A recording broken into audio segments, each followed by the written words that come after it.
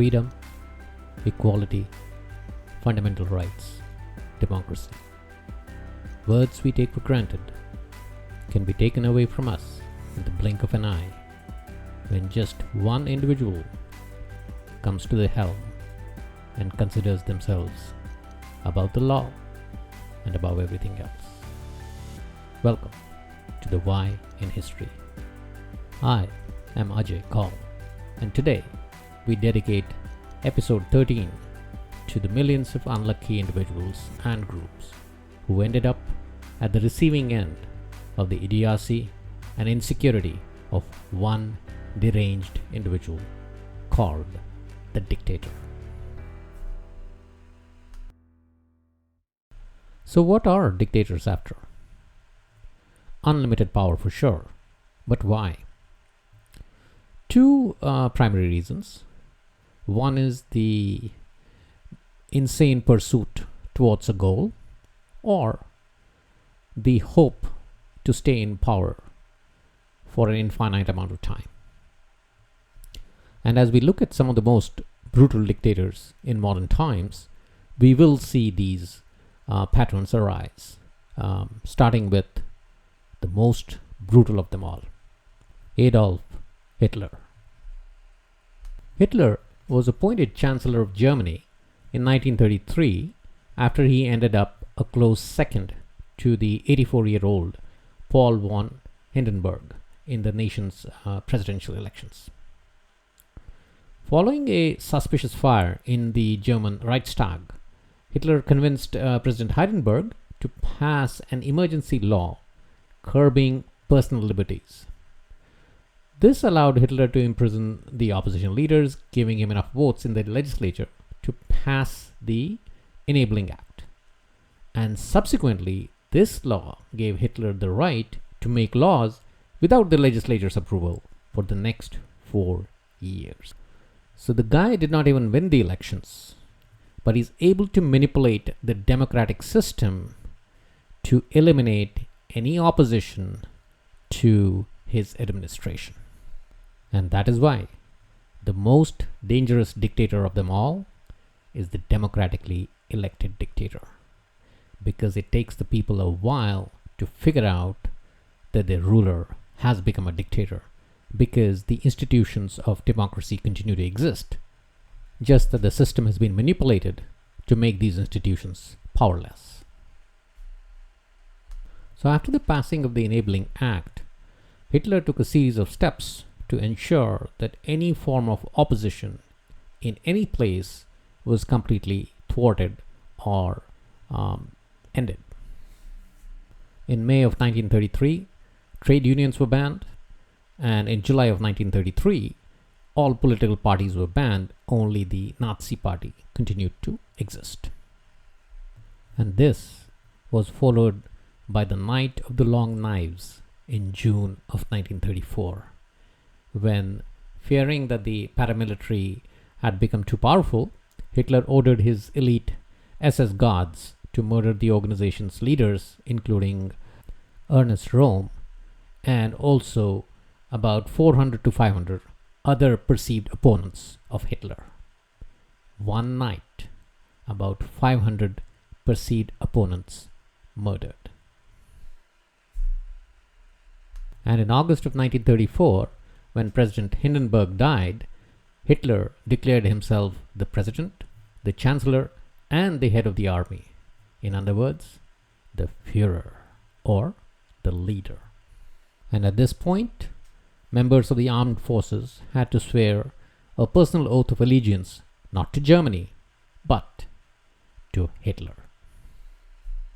Now, Hitler was obsessed with the idea of the superiority of the pure German race, which he called Aryan, and the need for living space for that race to expand. In 1933, when Hitler came to power, Jews in Germany numbered around 525,000, or only 1% of the total German population. And during the next 6 years, Hitler undertook an Aryanization of Germany, which meant dismissing all the non-Germans from civil services, liquidating Jewish-owned businesses, and stripping Jewish lawyers and doctors of their clients. The Nuremberg laws of 1935 considered anyone with 3 or 4 Jewish grandparents a Jew, and while those with 2 Jewish grandparents were designated half-breeds. And Hitler wasn't targeting Jews just in Germany. As he started invading Europe, he was also targeting Jews in all of Europe. And though his primary objective or target were the Jews, his secondary target were people he deemed handicapped from all over Europe. And we'll soon see what he meant by handicapped. In early June 1941, Hitler's derangement reached a new level as he started experimenting with mass killing methods in the concentration camp of Auschwitz near Krakow in Poland. That August, about 500 officials gassed 500 Soviet prisoners of war to death with the pesticide Zyklon B, which was a cyanide-based pesticide. And the SS soon placed a huge order for the pesticide with a German pest control firm, and this was the first indicator of the upcoming Holocaust. Auschwitz, which was the most notorious and lethal of the concentration camps that had sprung up around Poland and some of the parts of Europe, was actually 3 camps in one. A prison camp, which was Auschwitz I, an extermination camp, Auschwitz II in Birkenau, and a slave labor camp, which was Auschwitz III in Buna Monowitz. Upon arrival, Jewish prisoners faced what was called selection. A German doctor presided over the selection of pregnant women, young children, the elderly, handicapped, sick and infirm for immediate death in the gas chambers. Yes, that is what Hitler meant by handicapped. Pregnant women, young children, elderly, handicapped, sick, and infirm. And these were selected for immediate death in the gas chambers. The able-bodied prisoners were directed to the slave labor camp to work in the factories adjacent to Auschwitz, prominently for IG Farben, which was producing synthetic oil for World War II. I've captured this in detail in episode 11, covering Germany and Japan's struggle for oil during World War II. And these slave laborers were virtually worked to death, and when they found it too difficult to work, they would face another selection, and this time they would get transferred to the gas chambers of the Birkenau extermination camp. Now, as the World War II started, a lot of the Jews were transported in massive numbers to ghettos within and across Poland. And in late 1941, Germans began the mass transportation of the Jews from the ghettos in Poland to the concentration camps, starting with the people that Hitler deemed handicapped. And subsequently, these individuals were subject to mass gassings. Now, as the deportations continued to increase from the ghettos to the concentration camps, the inhabitants of one ghetto in Warsaw rose up in armed revolt against the Nazis.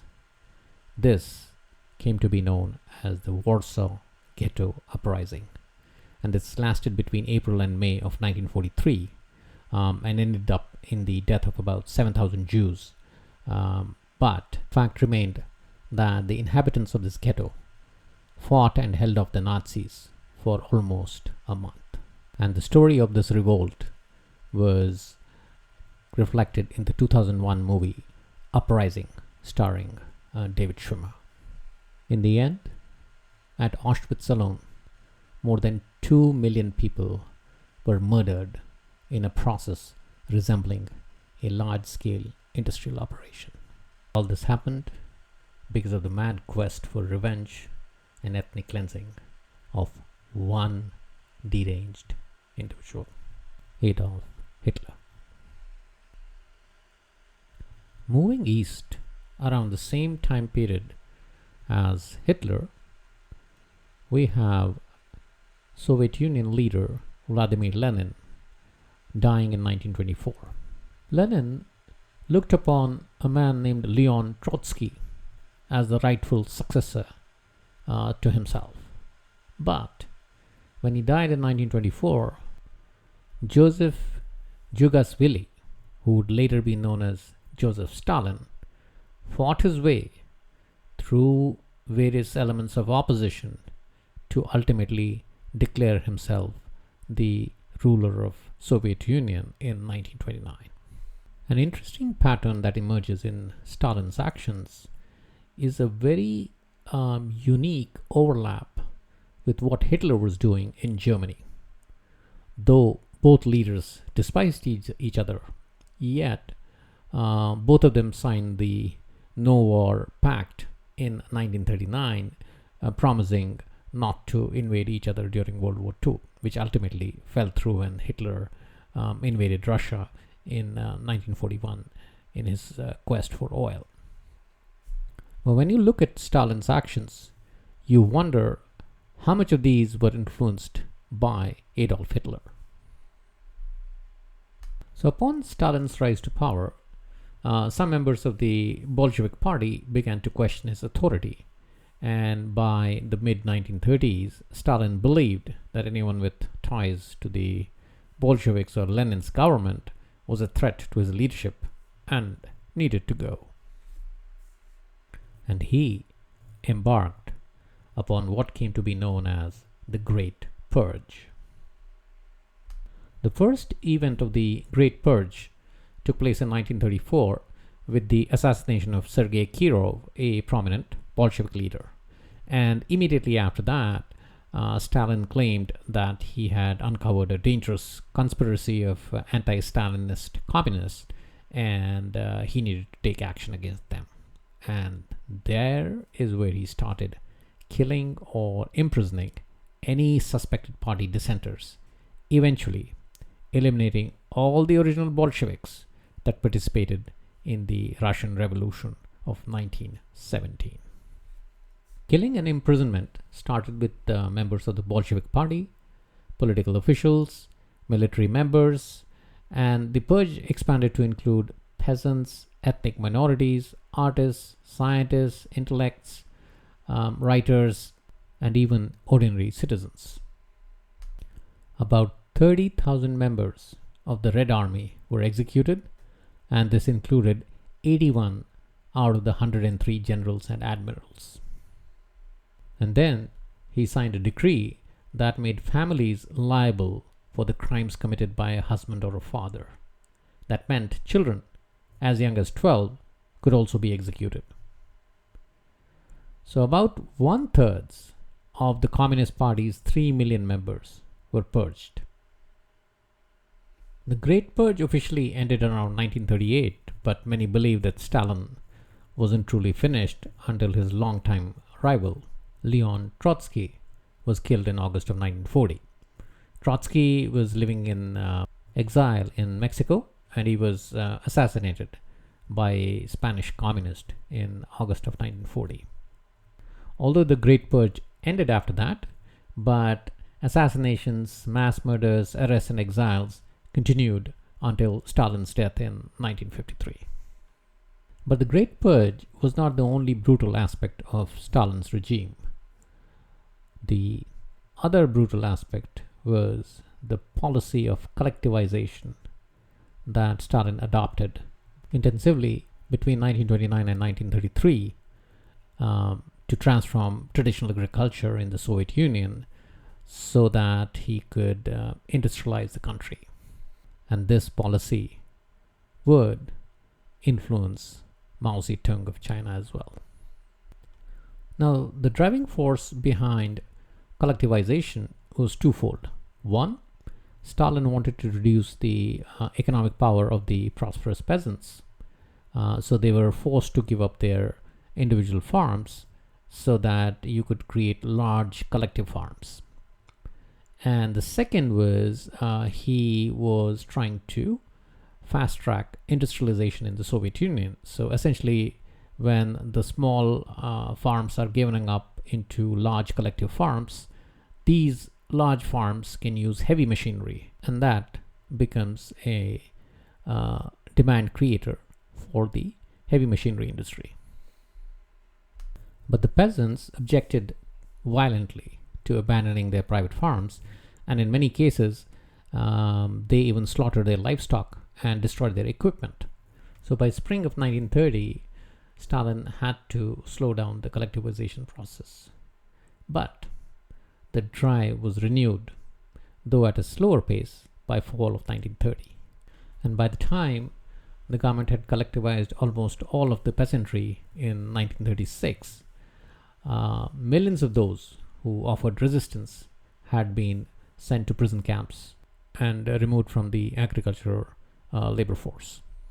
So the agricultural output fell, but the government extracted the large amounts of agricultural products it needed to acquire the capital for industrial investment.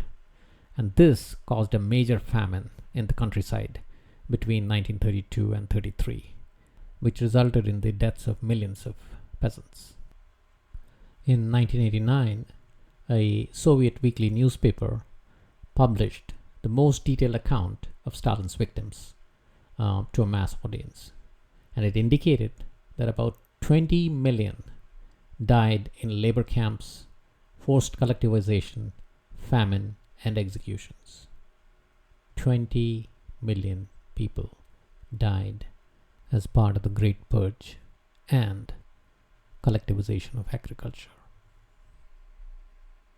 So the common theme between Hitler and Stalin was purging opposition via mass murder or sending them to concentration camps. And as we move into China, post 1949, when Mao Zedong has taken over the reins of the People's Republic of China, and in the early 1950s, we see the same purge being carried over against wealthy peasants, intellectuals, and anybody suspected of being opposed to the new government. But between 1958 and 1962, Mao Zedong conducted a social experiment very much influenced by the concept of collectivization of Stalin. And this was named the Great Leap Forward. The Soviet model emphasized the conversion of capital gained from sale of agricultural products into heavy machinery so that the industrial infrastructure of the Soviet Union could be built. But in China, the population was very dense, so there was not a possibility of having a large agricultural surplus, which would lead to accumulation of capital for industrial investment.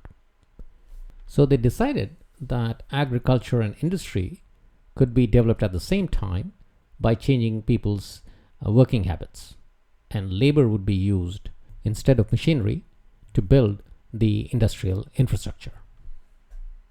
So all of a sudden, you have farmers being pushed into small-scale industry. So the biggest impact was on the agriculture output itself, which led to a series of natural disasters and 3 consecutive years of natural calamities like famine, shortage of food, etc. And in all, about 20 million people were estimated to have died of starvation between 1959 and 1962. And this calamity was completely man-made. So you have a social calamity. The economy is collapsing because the agricultural output has fallen and industrial output has not picked up. So ultimately, the government realized its folly and began to repeal the Great Leap Forward program by early 1960. So private plots and agricultural implements were once again returned to the peasants, and emphasis was placed once again on expertise. Mao took a huge credibility hit because of the debacle of the Great Leap Forward, and a lot of debate started happening within China's Communist Party as to how to come out of this economic catastrophe and how to get everything back on track.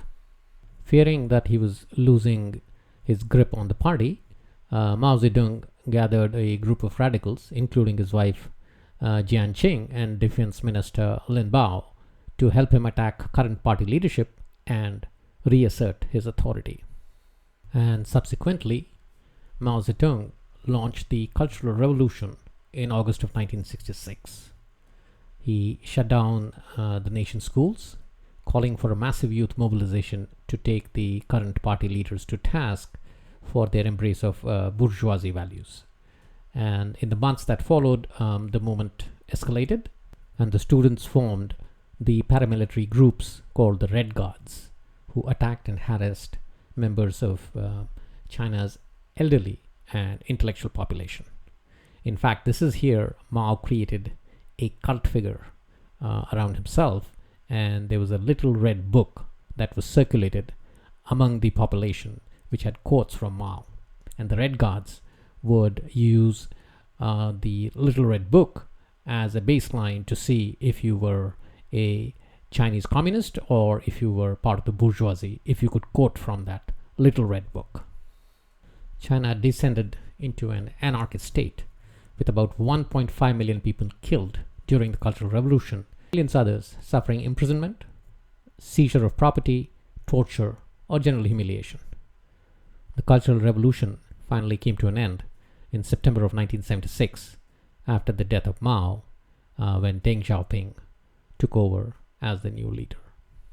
Again, you see a lot of Stalin in Mao's disposition and thought process, but whereas Stalin succeeded in converting the Soviet Union into an industrial society, Mao failed miserably on that front. Salat Sar went to Paris on a scholarship where he studied radio technology and became active in communist circles. When he returned to Cambodia in 1953, the whole region was revolting against French colonial rule, and Cambodia finally gained independence from France later that year. Salat Sar named himself Pol Pot, as in politique potential, and joined the proto-communist Khmer Rouge, which had been set up in 1951 under the auspices of the North Vietnamese. In the 1960s, he continued his political activities as part of the communist circles, and then following a clampdown on communist activity, he and other party leaders moved deep into the countryside of northern Cambodia. In March of 1970, General Lon Nol initiated a military coup where Cambodia's hereditary prince Norodom Sihanouk was out of the country. Subsequently, a civil war broke out in which Prince Sihanouk allied himself with the Khmer Rouge, and Lon Nol received the backing of the United States. What followed was a 4-year-long civil war in Cambodia, which had about 500 tons of bombs dropped over it. And towards the end, as a result of this bombing, the Khmer Rouge incidentally gained the upper hand and was able to take over the capital city of Phnom Penh in April of 1975, finally ending the civil war. Now, Pol Pot was heavily influenced by the Chinese Communist Party and Mao Zedong. So when he took power, the first thing he and his henchmen did was rename the country Kampuchea and declared that the nation would start again at year 0.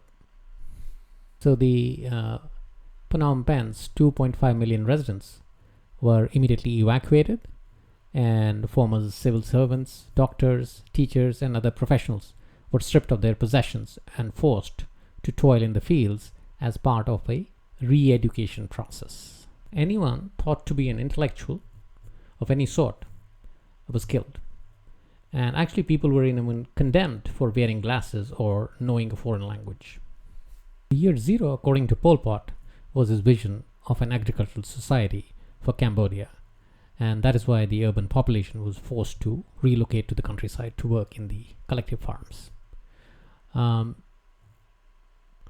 Pot was finally deposed in January of 1979 by the invading Vietnamese troops, and he fled to the jungle where he resumed guerrilla operations. In 1997, a Khmer Rouge splinter group captured Pol Pot and placed him in house arrest. He died in his sleep in April 1998 at the age of 72. During his 4 years in power, an estimated 1.5 to 2 million Cambodians died of starvation, execution, disease, or overwork.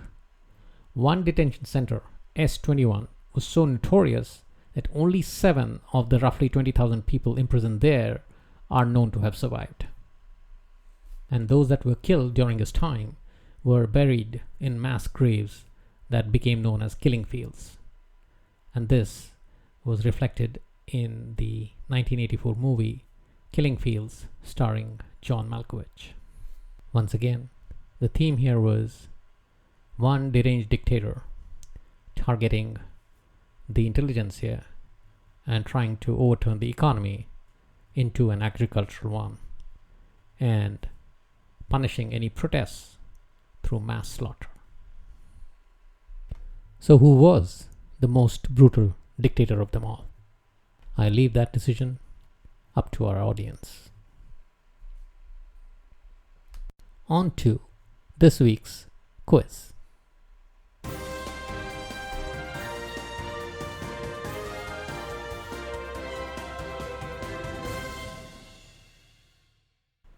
Dictators tend to be targets for assassination. So which political leader in history has been the target for the most assassination attempts? Is it A, Charles de Gaulle of France, B, Pope John Paul II, C, Yasser Arafat of the PLO, or D, Fidel Castro of Cuba? Once again, which political leader in history has been the target of the most assassination attempts? A, Charles de Gaulle of France, B, Pope John Paul II, C, Yasser Arafat of the PLO, or D, Fidel Castro of Cuba? The answer will be provided in the next episode. That's all we have in today's episode. For the next episode, we travel to Afghanistan and trace its modern history and try to determine how it ended up where it ended up. Till then, stay safe and keep exploring the why in history.